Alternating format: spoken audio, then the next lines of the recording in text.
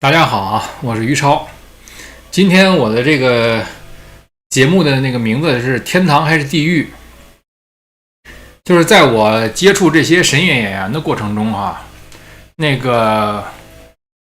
发现了不少这个特性。然后呢，我今天就想谈一谈这些事情。就是有一些神演员吧，他呢愿意说出自己过去在神韵发生的那些事情。这个呢是大概从2021年初到现在3年半了快。那么慢慢的呢，他们也就是自己有所变化，这是一部分演员。那么还有一些演员呢，他们呢是对龙泉寺啊，对宇宙主佛呀，还有宇宙主佛的老伴儿啊，以及他们手下的那些什么所谓团长李维纳等等这帮人吧，就是对这些孩子的这种种种摧折，实际上是心怀怨恨的。然后呢，他们这个怨恨呢，他们弥补的这个方式就是说我再也不想这些事儿了。我呢，比如说去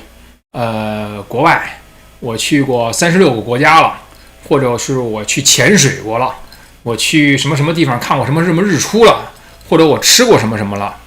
这个呢，他们就认为我已经完全走出神韵的人生了，而且就是把神韵的那些事情完全就是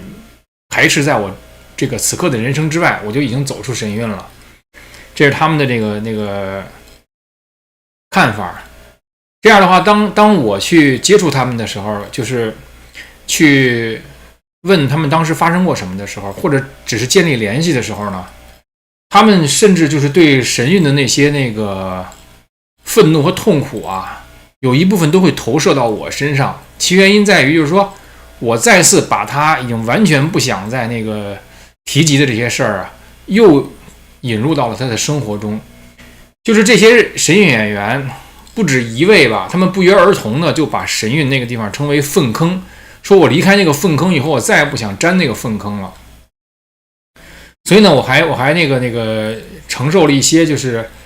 最初的时候，这些想完全离开神韵的人，因为我的出现呢，而产生的那种过去的伤痛再次被提及的那种愤怒。那么让我比较高兴的是什么呢？就是这样的人之中啊，已经有人变得和以前大不相同了。就是他们不但勇敢的就是面对过去，而且是更进一步的往前走了一步，做了更多的这种揭露神韵黑幕的这个事情。那么还有一些人呢，就是他们也努力过一个就是吃喝玩乐的人生吧，他们也努力过一个吃喝玩乐的人生。然后呢，因为像吃喝玩乐这个东西，在他们从未成年被培养起来的过程中，在山上告诉他们这些东西都是不好的。你来这儿的使命就是为了助师正法，就是为了把舞跳好，其他什么事都不重要。你看你这个跳舞如果跳得好的话，那个女演员哪个你等你到了岁数，你愿意挑哪个我就给你挑哪个。这个是师母啊亲口和一位这个神韵男舞蹈演员说的话。那么在这种情况下呢，他们这个外部世界对他们来说既是这个禁忌，又是这个诱惑。所以呢，当他们准备完全唾弃这个神韵对他们的这个灌输的时候呢，那么拥抱这种吃喝玩乐，或者拥抱自己努力的在事业上是有能够站住脚吧。我没有任何贬低的意思，我只是描述一些事实。那么就变成了我用这个本身就已经意味着唾弃神韵过去对我的这种种种伤害了。所以呢，就是说在他们在努力的去吃喝玩乐的这个过程中呢，有的人呢还是不太敢提就是龙泉寺山上神韵对他们做的事情，因为他们担心什么呢？觉得这个大法呀，还是挺好的，还是能够提高我的心性的。所以如果我给大法带来了不好的这个影响，这个话都是套话，就法轮功里的套话，就是你给大法带来了不好的影响，像那个人于超什么的，这种就是伏地魔级别，很显然是给大法带来了不好的影响。但我个人觉得哈，我给大法带来的影响是最好的，宇宙主佛给大法带来的影响是最不好的，所以这是一个光谱，一端是我，一端是主佛。所以呢，就是他们如果靠近我一点，其实对大法带来的影响可能更好，但是他们没有想通这一点。总之呢，他们就想说，如果我给大法带来不好的影响，我可能形神全灭，我可能下无生之门。下无生之门的是宇宙主佛一篇经文中提到的，就是说你如果是对大法造成了这个不好的这个影响，使别人觉得大法不好了。那么你就会下无生之门，所以我就觉得法轮功群体中最该下无生之门的就是宇宙主佛李洪志先生，因为他给法轮功带来的这个最坏的这个名声和他做的这个事情，也给他法轮功这个整个群体抹黑。当然，这个暂且放下不表了，就是说神韵演员他担心自己自己下地狱，下无生之门，然后说宇宙主佛曾经说了，说这个病人的痰是很脏的，但是如果你是因为破坏大法被惩罚的话，你会永生永世的泡在这个病人的痰这里边。我觉得这个意象还是挺什么的，这个挺鲜明的一个形象吧。然后所以这些事儿呢，就对那些就是还觉得这个法轮功群体就是神韵对自己有一定培养，然后呢又觉得法轮功还有一些地方是好的，因此呢宇宙主佛的这种威胁，那么它就是有效的，所以呢他就害怕下这个地狱。那么这个情况呢，其实我也被人问起过，因为就是在了解这些事情的过程中有人就问我说那么多人好像都不敢走出来，为什么你于超就是敢把这个事说出来？是什么使得你和他们有不同呢？我就反问，我说他们怕什么呢？我说他们怕的是下地狱，是吧？我说但我于超就是从地狱里爬出来的。我说我不但从地狱里爬出来，而且还从中国爬到美国了，我还变成美国公民了。所以呢，就是说，我说他们用以威胁人的这个地狱啊，我就是从里边出来的，我了解那个情况是什么。而且我说我们可以探讨一下什么是天堂。天堂就是说，你之所以不想下地狱，你之所以修法轮大法，为了去什么法轮世界，或者去佛国世界，或者去什么，反正就是高于人的某个天堂吧。我师父宇宙主佛李洪志先生说了，说这高层空间的天堂是非常非常非常多的。那么你从哪儿来的，从哪个天堂来的，你就要回哪个天堂去。那天堂到底是什么样呢？我们可不可以试着用我们现在在地上的这个脑子想一想呢？伊斯兰教说，好像烈士死了以后去天堂有72个处女。那么《西游记》说呢，就是时不常的玉皇大帝开个蟠桃会，把如来佛祖和观音菩萨都请来吃桃子。反正这个就是口腹之欲，还有这个性方面的满足吧。就是你需要想一想天堂到底是什么样，你的脑子里。那么我就想，就是天堂在你那个情况之下假如你已经到了天堂了，那么现在你眼前发生这个事儿了，你该怎么应对呢？是不是就该像你现在一样，就是说扭过头就不看，而且是说不定还要对受害者说这都是因为你自己心性没有提上去造成的。那说明你现在动了心了，你现在难受了，说明你有执着，你就更应该去你的执着心了。不是因为别人伤害你，而是因为你被伤害以后你动心了，这说明你有执着心。我说是不是天堂都是这样？我说假如天堂都是这样的话，我龙泉寺就是天堂，是吧？你就是从天堂下来的，你在天堂里你过得并不舒服，是吗？是不是吗？就是假如说天堂那儿的人面对这样的事儿是应该这么处理的话，龙泉寺就是天堂。你在龙泉寺那儿从13岁待到30岁，有的人待到28岁，待了15年、17年之久，浑身都是伤，然后呢反复的被霸凌，然后你的婚姻都被人操纵，然后别人都扭过头去，都说那是你的问题，然后最后还把你一脚踢下来。或者是把你骗到某一个地方，那个地方学校，去旧金山飞天学校教那什么吧，然后去那儿以后呢，那根本就没有给你安排位置，实际上就等于把你从山上给踢下去，但是要骗你下去。如果就是说面对这些事儿都是把头扭过去的话，那你已经在天堂生活过15年到17年了，不是吗？天堂舒服不舒服？到底很显然，天堂不舒服，给你造成了长久的这种从这个灵性上的伤害，到情感上的伤害，到心灵上的伤害，使得你无法建立这个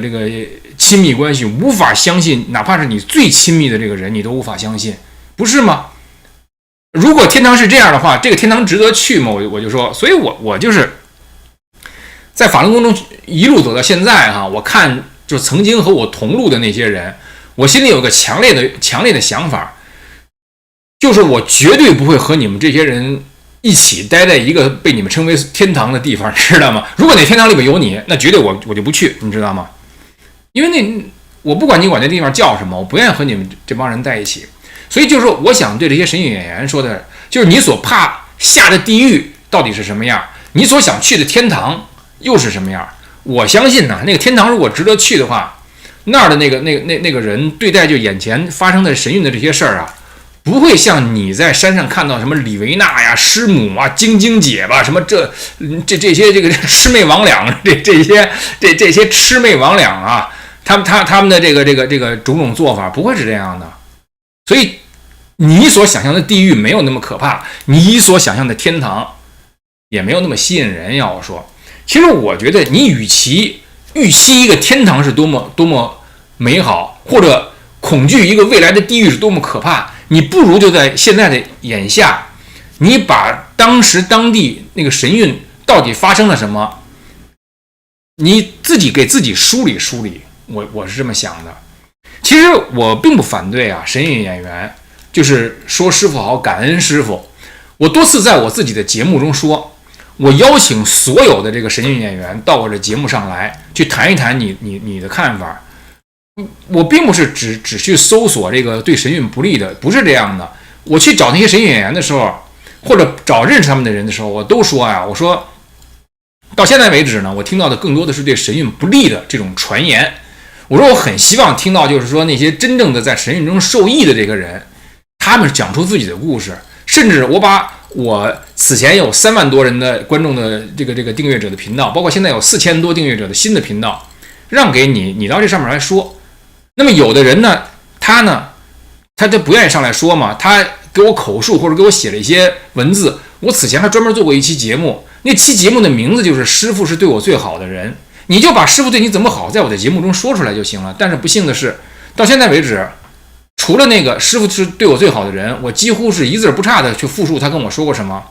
除了那个之外，别人没有到我这个节目上说宇宙主佛到底是怎么好，对他的这个培养是怎么好。他们那个在那个自己弄了什么3剑客吧，那就是你既然这个师傅是那么好，你可以到全世界说，是不是？你可以到这个联合国说，你也可以到我的这个自媒体上来说，我不会说一些让你为难的问题，我会让你公开的把师傅到底对你怎么好给说出来，怎么培养你的品格的，怎么让你做那个对同学培养品格的事情的。那么这些事情实际上就是说，如果那个地方真的是天堂，那个地方真的是什么佛光普照礼义圆明，你不怕把它说出来，应该让更多的人知道这个地球上还有这么美好的一个地方，不是吗？所以我就觉得呀，与其你谈论未来的这个天堂或者地狱啊，你不如就在你此时此刻，你这个人此时此地，你创造出一个你真实的那个你，用你真实的心能去能去这个创造出来的一个有公正有美好的这么一个环境。我觉得就是假如你创造不出来有公正有美好的一个环境，至少你可以问一问，当时发生的那个事情公正不公正，当时发生的那个事情美好不美好，是不是这样？我觉得哪怕是在天堂，是不是也可以问一问这个问题？我就觉得，所以我就觉得就是说，天堂和地狱这个东西被当成作恶的那些作恶者，阻止这个受伤害者去发出声音的这个一些说法，一些 narrative， 我觉得这个本身是非常丑恶而且残酷的。那么虽然就是刚才我说了这个不同的神语演员呢，他们好像是一个光谱哈，就是用对这个宇宙主佛的这个态度啊，来作为一个就是最这边的，打比方说是最愤恨的，而且呢愿意站出来揭露这个宇宙主佛真实面目的。中间的呢是这个我想那个尽可能的吃喝玩乐，忘掉过去的那些事情，现在吃喝玩乐的非常充分，我就觉得我已经活出那个我人生应该绽放的这个光彩了。那再往这边呢是连吃喝玩乐的这种那个就是尝试都不愿意去做，还是想着我哪天能那个就是回到山上啊跳舞啊，什么师傅还那个，就是他们是把你的这个自我认知完全那个虐待扭曲了之后，让你只去那个效忠于我。这个我就觉得和那个苏联克格勃培养那个色情间谍，什么培养女色情间谍和男色情间谍很像。当然在这个神谕里边我还没有听到过性方面的摧折，到现在还没有这个证据，但是从这个精神的摧毁上面是非常像的。把你摧毁以后，你只能从我这儿得到对你的或者是好或者是不好的评价。这个和监狱里狱卒摧残犯人也是非常像。然后呢所以就是说在这个整个这个光谱的最这头呢，就是那些还留恋着这个主佛对他说过几句，就是什么那个给几个糖豆，那个安慰他，然后主佛身边的人呢反复摧折他，还留恋这个。那么这个看起来从光谱的最这边到光谱的最那边有着巨大的不同，是这样吧？但是呢，实际上这些整个的这些人呢，他们或多或少都有一个共性，什么共性呢？就是回避当时当地发生了什么，或者是用愤怒回避，或者是用冷漠回避，或者呢是用那种我还是大法弟子，我还是要那个就是那个找自己内心哪儿不对，然后被人那个反复的摧折之后，我还是要找自己内心哪儿不对。其实你要是真是向内找的话，当年孟子说人有四端，有是非之心、羞恶之心、辞让之心、恻隐之心，有这四端。我就想问一问你，这四端中，你在长时间，在15年、17年或者更长时间在神韵的时候，你对你周围的那些被这样摧折的神韵演员，可曾有过恻隐之心吗？你对现在此时此刻还在神韵的那些未成年人，还在受着你同样受过的这种伤害，并且折磨他们的都是从以前被摧折的那些神韵演员里提拔起来等于是包夹式的那些人，用犯人折磨犯人，你对他们的恻隐之心有没有？你对他们的是非之心还有没有？这些事到底是对是错？你说你向内找，是非、恻隐、辞让、羞恶这四端，是不是应该加以所谓日三省吾身的去考虑考虑？我就觉得，所以被你称为向内找的那些东西，根本就不是什么向内找，因为当你向内找的时候，是为了心性得到提升，是为了此前在心性在这个水平的时候你没有答案，心性在更高水平得到提升以后，你就有更加清晰透彻而正确的答案了。因此你在向内找的时候你是没有答案的，但是现在不是，你现在已经有了答案了。答案是什么呢？就是服从。然后呢，你以这个既有的答案为基础，然后自我扭曲，你把自我扭曲称为向内找。向内找的一个前提就是你不知道答案。现在当你知道答案的时候，你说自我扭曲，你就不是什么向内找了，对不对啊？如果你真的是向内找，刚才我提出那几个问题，孟子那四端，你向内找一找，你那个羞恶之心、是非之心、恻隐之心、辞让之心，你都可以找一找。你找过吗？你只是说啊，我应该那个听师傅的就对了，这个只是自我扭曲之后的服从，这跟向内找跟修炼毫无关系，所以呢，就是说，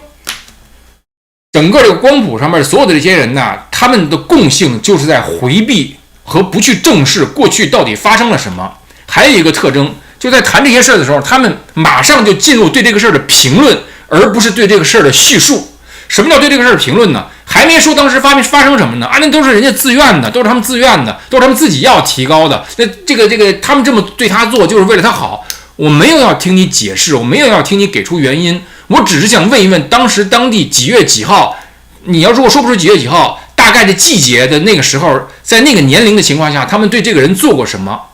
把这个事说出来就可以了。这个世界是有一个评价的，当然你也可以给出你的评价，你也可以给出你的原因，你可以说啊，他们就是为了在心性上提高，这就是修炼中该有的事儿，那是你的原因。但这个世界其他人可能用其他的方法来解读这件事儿。这也就是你为什么始终都不敢谈神韵到底发生了什么，因为你心里非常清楚，其他人的解读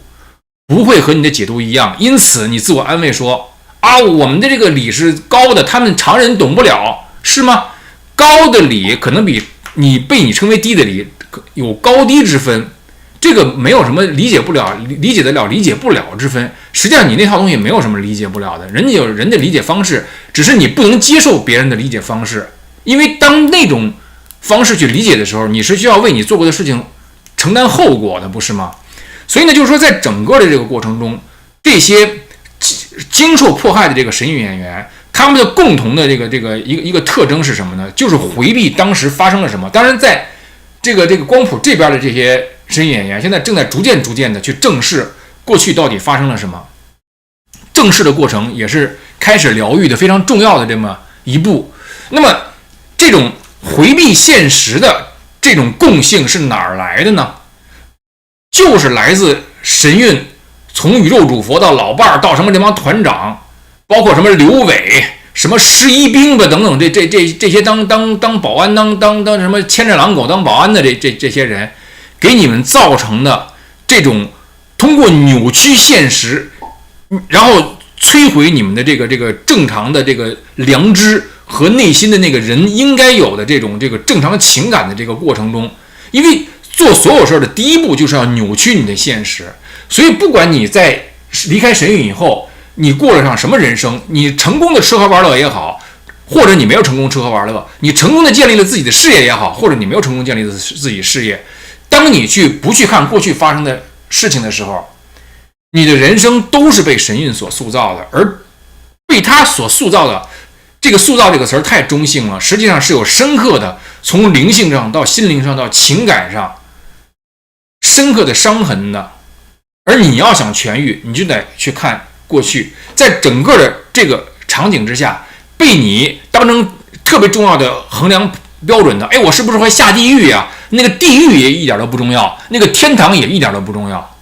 如果你真的是可以进天堂的人，此时此刻你的所作所为就不应该是你现在的这种所作所为，至少你得赶上点我于超，我不知道我会不会下地狱，我可能会进美国监狱，但是。但这又如何呢？我就看到网上一些人就说于超怎么好像怎么的了，反正就是对他们来说进监狱是一个特别大特别可怕的事儿似的。当然对我来说也挺可怕的啊，我也挺害怕进监狱的。那总的来说，从内心最深处来讲啊，我还是比较妥帖的。说实在的，我不像那些评论者那样对这个进监狱认为是简直就跟世界崩塌了一样那种感觉，那是你的恐惧，那不是我的恐惧。所以我就觉得人呐，在世界上走一遭啊，你考虑什么天堂地狱啊，我个人觉得那都是回避现实，现实已经在这儿有这个发生这些事儿了。